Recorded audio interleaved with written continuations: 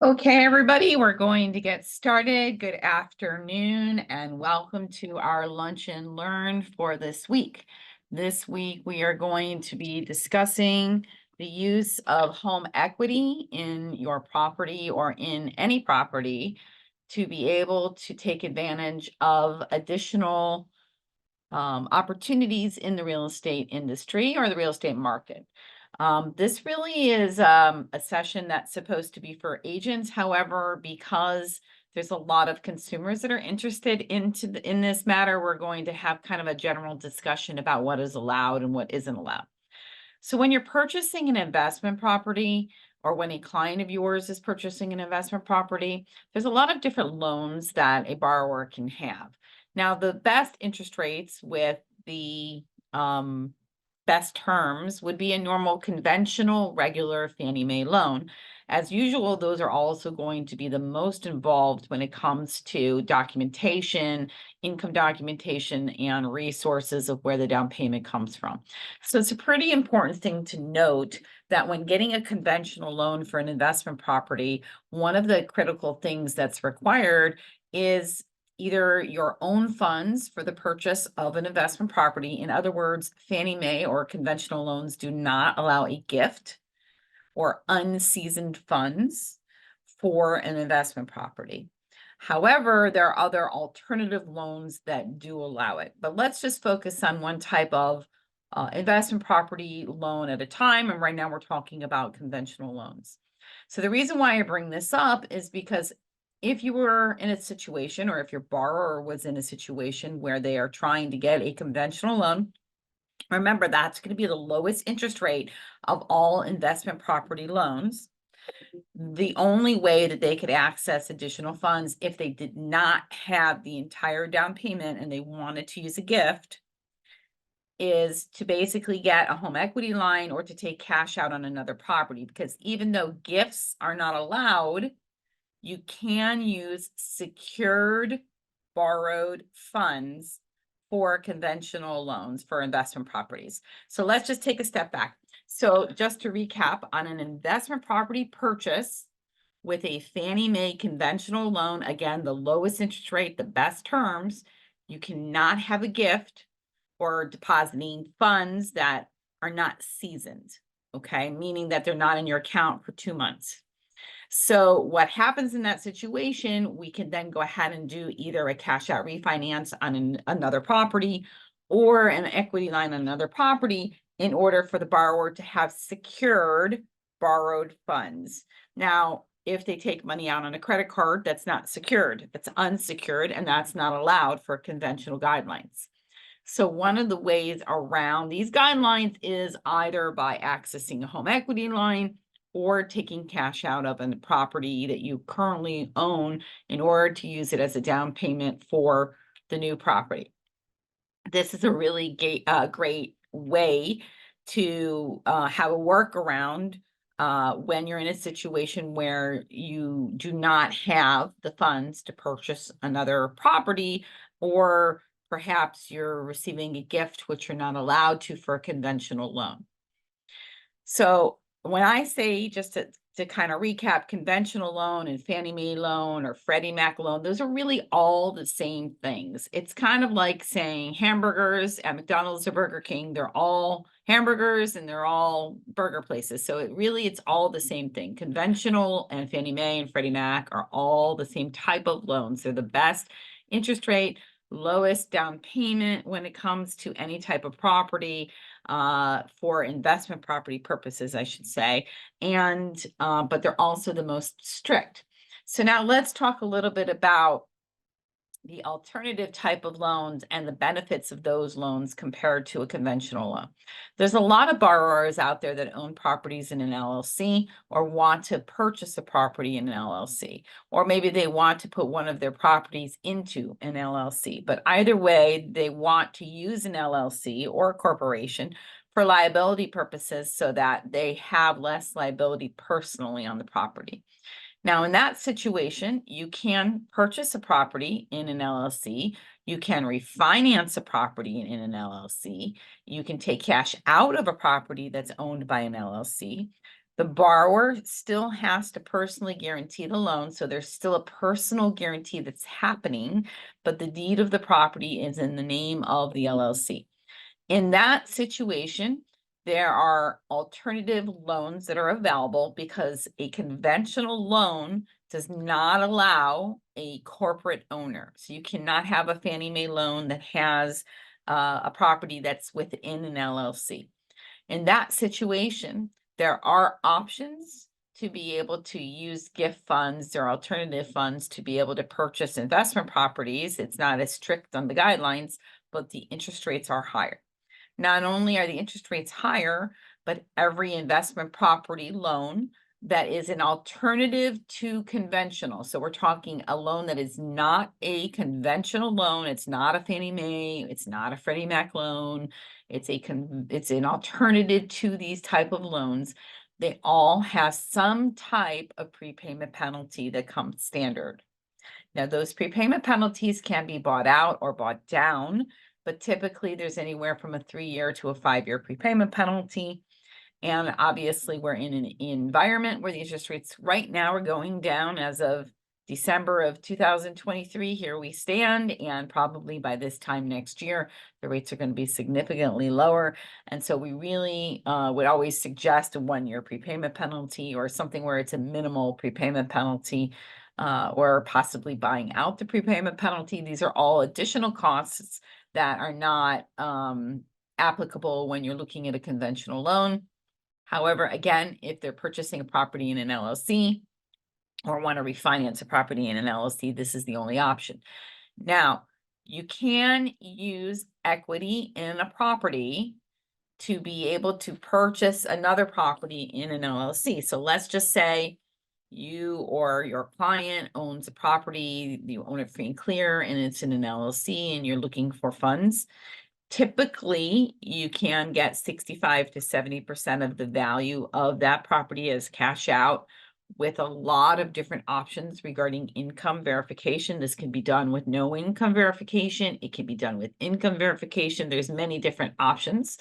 The higher percentage of money that you would take out or that your client would take out is the more requirements. So for example, you could get 75 or 80%, but then we're talking about documenting income.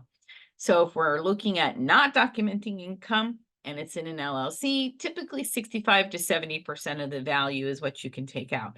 Now you can go ahead and use those funds to purchase another property and then really be able to diversify your or your client's holdings, because now you're in a position where you perhaps have accessed 65 to 70% of the value of a property, and then you're then using those funds to perhaps buy a few more properties, because then we can go ahead and get a loan for you or your client with up to 65 or 70% of the value of the purchase price of the new property, with either very little or no income verification. Again, higher loan amounts are allowed or higher values are allowed if we document income. So it is very important to note that when you're using the equity in your property to be able to purchase more properties, the only time that you need to be very cautious is when you're looking at home equity lines. And I shouldn't say that's the only time, but one of the things that you really need to be aware of is how home equity lines work. So let's just take a step back. Let's just say that you decided that you want to really harness the equity in your investment property and you want to get a home equity line as opposed to a fixed rate first mortgage. Now, what is the difference and why would you do that? So maybe you have a first mortgage at 4% interest rate, or maybe you have a first mortgage that has a prepayment penalty, but there's a reason why you don't want to touch the first mortgage. And so you're leaving the first mortgage in place. Now, when we're looking at giving you a second mortgage on a property, you have two options. You could do a fixed rate second mortgage that acts very similar to a first mortgage. So what happens is it's a mortgage in second position. You cannot continuously access the equity. It's a lump sum amount that you get. If you or your client decides that you want to pay it off or pay it down, It's very similar to a first mortgage. If you pay it down, the payment doesn't change. You still have the same payment until the loan is paid off. If you completely pay it off, you can't re-access it or use it again. It then becomes closed and it's over with. Okay. You have to take all of the proceeds at closing and you start making the payments on it all at one time. So on the flip side of that, accessing equity via a home equity line also has its pluses and minuses. So let's look at what the pros and the cons are of doing that. Some of the pros are that if you don't use the money, you're not paying on it. You could get an equity line for $100,000, $200,000, whatever the case may be. And if you don't use it, it just sits there like kind of like a credit card, a revolving credit card where you're not paying any interest on it or you're not paying any debt payments on it because you don't have a balance on it. Okay. That's really a great opportunity for people because they know it's there and they have it, and if they want to use it, they can use it. Now, one of the cons of an equity line is that it is typically tied to the prime rate, which is an adjustable rate.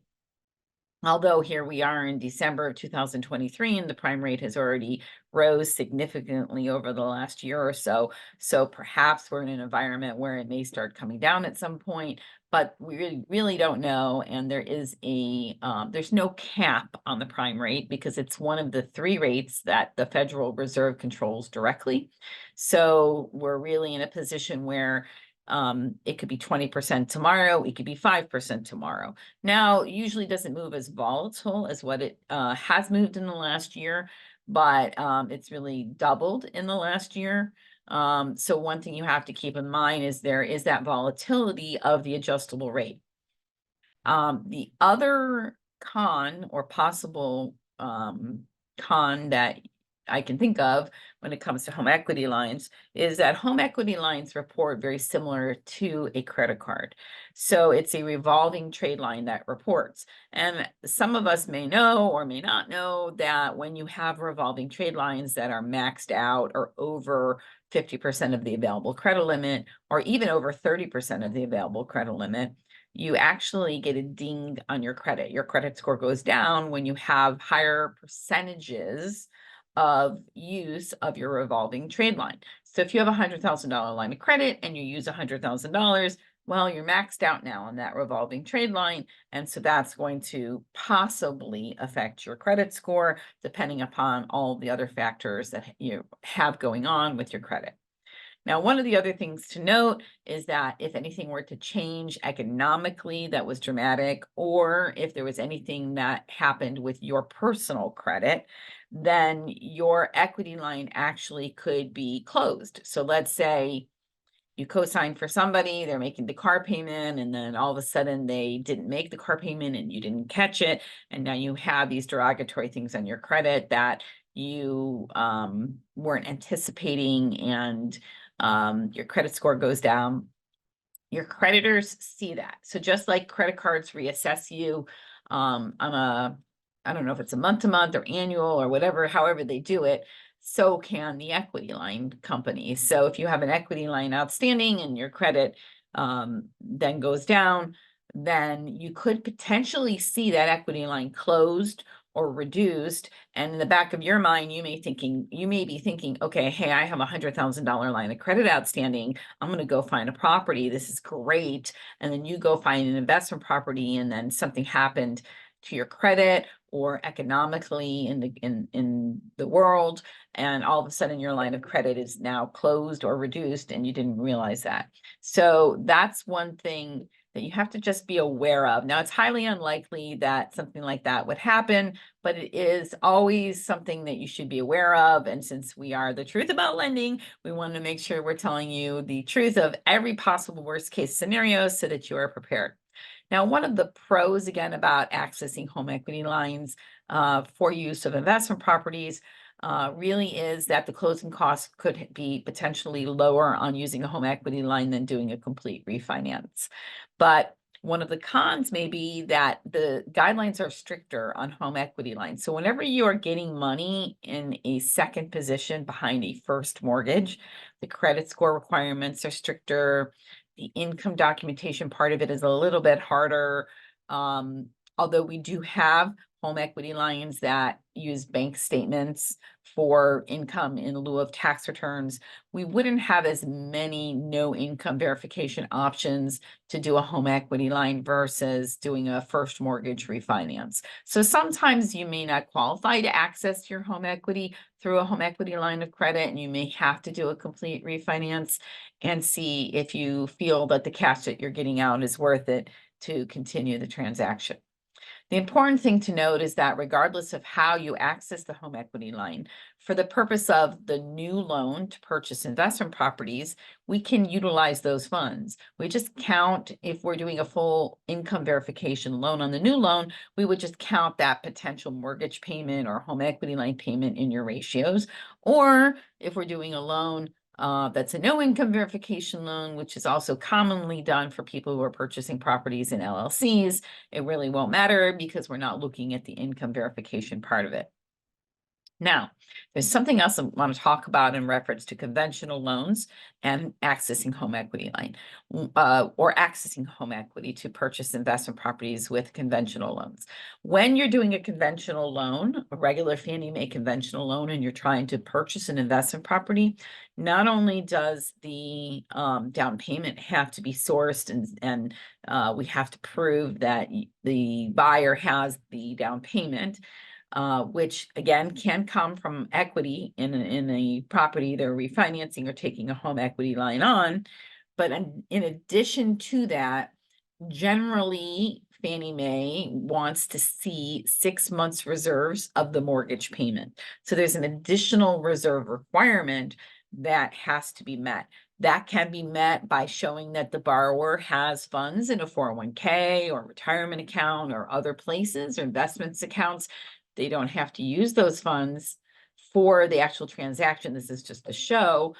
But if they do not have those funds, it's important to make sure that your client is taking, either if this is for you personally or for your client, that they're taking sufficient funds from the home equity line or from the refinance of whatever property that they're accessing to show that they have the money in the bank, because you don't want to go through a refinance or a home equity line for you or your client and then find out that you're short funds to close because you didn't calculate the fact, or your loan officer didn't calculate the fact that you need to have additional reserves in the bank to show. This is why it's so critical to be working with somebody at The Truth About Lending. We are extremely thorough in our pre-qualification process. We are checking all of these boxes before we tell you that you or your client that they can go forward.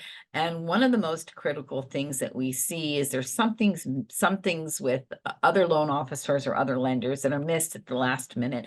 And you really have to sit there from our perspective and scratch our head and say, well, nothing has changed with this borrower from the start. Why wasn't this caught in the beginning? Why wasn't this thought through in the beginning? And we really do not just a pre-qualification job with our clients and their files. We literally pre-underwrite the file. We're looking at all of these things. We're thinking 10, 15, 20 steps ahead of the process because we have that experience, we have that knowledge. And the last thing we want is a client spending $800 or $600 on an appraisal, $300 on an inspection, and wasting either you or your client's time. If you're an agent watching this, of course, you don't want to be taking out people who are not qualified. And if you're a buyer who's watching this or a borrower who's watching this, you don't want to be wasting your personal time that you could be spending with your family if there's going to be an issue with your loan.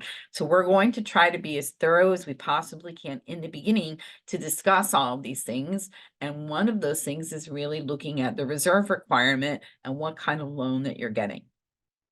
So pretty much that's what we're talking about when accessing home equity in your property to be able to purchase other properties. We always want to make sure that we are having a discussion with you or your clients as to what type of properties they're looking to purchase. What do you think the potential rental income is from that property? Is it long-term rental income? Is it short-term rental income? What are you trying to achieve? So it's not just getting you the equity line or the refinance of the investment property, but it's basically discussing the goal. What are you trying to achieve? Because at the end of the day, it's extremely important that you or your client knows what the end loan of the purchase is going to look at like, because maybe you feel that there needs to be more rental income or more cash flow, or maybe the income is great and you're willing to offer more on the property because you realize you're going to get much more potential rental income. For the rental income part of it, this is something for you to discuss with your client. If you're an agent or if you're a borrower that is watching this, you can go ahead and have that discussion with your realtor as to what the potential rental income of the property is going to be. But on an investment property loan, we are going to do a rental income analysis, and this is going to be on any loan, regardless of whether it's a conventional, fully documented income loan, or if it's a no income verification loan, or they're purchasing a property in an LLC, or whatever the case may be. On every type of investment property loan, regardless of the income type, okay, regardless if we're documenting income or not, we are going to have to order a fair market rental analysis. Now, we have a choice of ordering that with long-term rents, long-term rental income, or short-term rental income. Conventional loans only use long-term annual leases for potential rental income. The reason why that's important is because in certain situations, if you or your client have history of owning investment properties, we can use that potential rental income on a purchase without the need of a lease if somebody has an experienced history of owning rental properties. If they are a new investor and purchasing investment properties for the first time, typically on a conventional loan, the underwriter will ask for a lease in order to use that income. But either way, regardless of whether we're using the income or not, we're going to ask for a rental income analysis, and an appraiser is going to go out there and look at all of the comps in the area and see what is the annual rental income for this property. And then they're going to give us an idea of what it is, and we're going to compare it to either what you were anticipating or what the lease says that you have, or whatever the case may be. Now, when it comes to purchasing a property in an LLC and doing no income verification loans, some of those type of loans do use either short-term or long-term rental income in their analysis, because it's the no income verification loans have a few options. You can do a debt service coverage ratio loan that only uses the rental income, or you could literally do no income verification. But sometimes the potential rental income assists us in getting you a lower interest rate and a better program with less money down.